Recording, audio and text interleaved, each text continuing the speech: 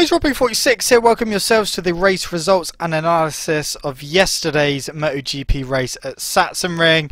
Now, first things first, Marco Melandri is now gone. He finally got what he wanted and got out of the Aprilia MotoGP team. So he was replaced by Michael Laverty, Eugene Laverty's brother, who is currently in British Superbikes on a BMW. Hiroshi Ayama is replacing Carol Abraham, who's currently injured, and Claudio Corti was replacing Stefan Bradl on the Forward Racing Yamaha, as he is also injured.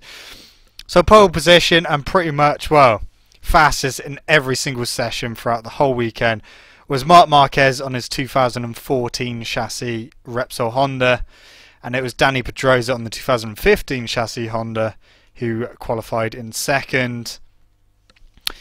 So off the mark, it was actually Jorge Lorenzo who made a ballsy move into the first corner, going around the outside of both Repsol Hondas, slightly having a collision with Dani Pedrosa, only a slight touch, but Lorenzo managed to get into the lead and tried to stay there for as long as he could. Rossi from 6th on the grid managed to get up to 4th, as he was stuck behind Yoni Hernandez for a little bit, and the two Repsol Hondas sorting themselves out at the front. Unfortunately, it goes from bad to worse for Scott Redding, who was having quite a promising weekend. In free practice, he was quite far up in top 10. He was even 3rd in one of the free practices, but he unfortunately crashed out on the first lap, so didn't even get to finish a single lap. But at the front, Marc Marquez mounted his attack on Jorge Lorenzo. Both Repsol Hondas were on the hard front tyre, and the factory Yamahas were both on the asymmetric front tyre. So Pedrosa was trying to get past Lorenzo as Marc Marquez started to pull away. Rossi, made his way past Yoni Hernandez and was up to the back of Pedrosa and Lorenzo. Pedrosa got past, and it was up to Rossi to try and get back past Lorenzo. Had a little bit of a battle with Lorenzo, got past him but slightly outbraked himself, so went a bit wide, so Lorenzo managed to get past Rossi. But then going down into turn 12 after the infamous turn 11 from the downhill waterfall, Rossi managed to outbrake Lorenzo and stick to his line this time and managed to get past, and then he quickly caught Dani Pedrosa, got past him, and looked like he was pulling away quite a bit. Lorenzo got past Pedrosa as well, and we thought, oh, Pedrosa's going backwards. Rossi started to try and catch Marc Marquez, but didn't quite have the pace.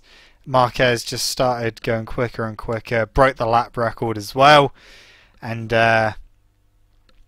Pedrosa got back past Jorge Lorenzo, which was good for Rossi for the championship. One person in between him and Lorenzo would have done him good.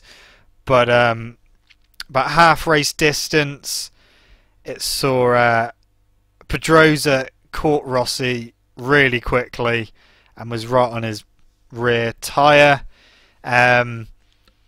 Bit further down, Mike DiMeglio, he retired on his Avintia Racing Ducati, and Hiroshi Ayama also, he crashed out on the AB Motor Racing Open Honda. Andrea Dovizioso made quite a rare mistake and actually crashed out on his Ducati. Ian One was doing a good job in 5th, having quite a lonely race. A bit further back, you had the battle of the Brits with Bradley Smith and Cal Crutchlow having a bit of a battle. Paul Espargaro was a bit further down with his brother Elish. Paul eventually getting the better of Elish, and Petrucci moving up into 8th. And it was the battle of the Suzukis as well, who had a really, well, a beautiful colour scheme, a retro Suzuki colour scheme for this weekend. I believe they're having it for Indianapolis as well.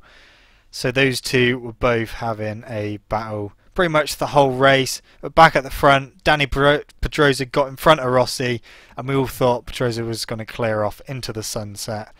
But Rossi managed to hold his own and stick with Pedrosa for quite a while until towards the end of the race, where it looked like Rossi was going to try and have a go at Pedrosa, but unfortunately Pedrosa just managed to be that little bit quicker and started to slowly pull away from Rossi.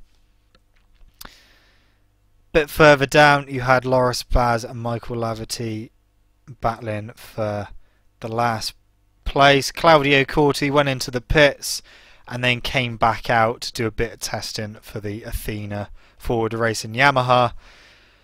So come the end of the race, it was Marc Marquez who took his second win of the season, and Dani Pedrosa making it a Repsol Honda 1-2 in second place, just 2.2 seconds behind Marc Marquez.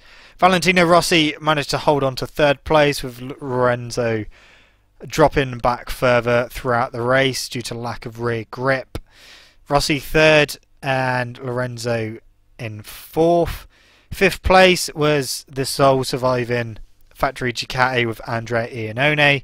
Bradley Smith was top satellite bike and top Brit in sixth place, with Cal Crutchlow in seventh. Polo Espargaro came home in eighth, with Danilo Petrucci in ninth. Alicia Spargaro managed to win the Battle of Suzuki's in 10th place, closely followed by Maverick Vinales. It was really close over the line, only 0.02 of a second separating the two Suzukis. Yoni Hernandez, after a promising start and a promising qualifying, ended up down in 12th. Hector Barbera was the top open class bike in 13th on his Aventura Racing Ducati. And then you had Jack Miller in 15th, Alvaro Bautista, in 14th on his Aprilia. Jack Miller 15th.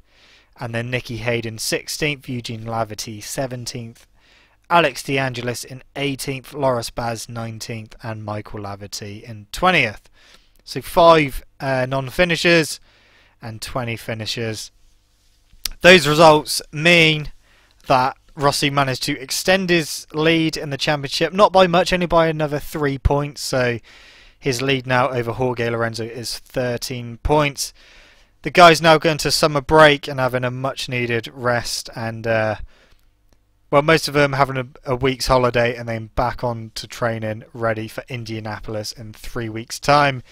As we all know, Indianapolis is another one of Marquez's famous tracks, and not famous but strong tracks, should I say. And Rossi did say that in his post-race interview that he Yamaha had to suffer at Sachsenring and probably at Indianapolis before they can start battling again, as those two are Honda tracks. So we've got battle on our hands. Marquez on his 2014 chassis Repsol Honda is back on it, and Dani Pedrosa, his arms are getting better and better all the time, and he is back on it as well. So it's going to be an interesting second half of the season. I can't wait, and I'm sure you guys can't either. So that's it from me, guys. Thank you so much for watching. Don't forget to leave this video a like, subscribe to my channel for more content, and I shall see you guys in the next video. See you!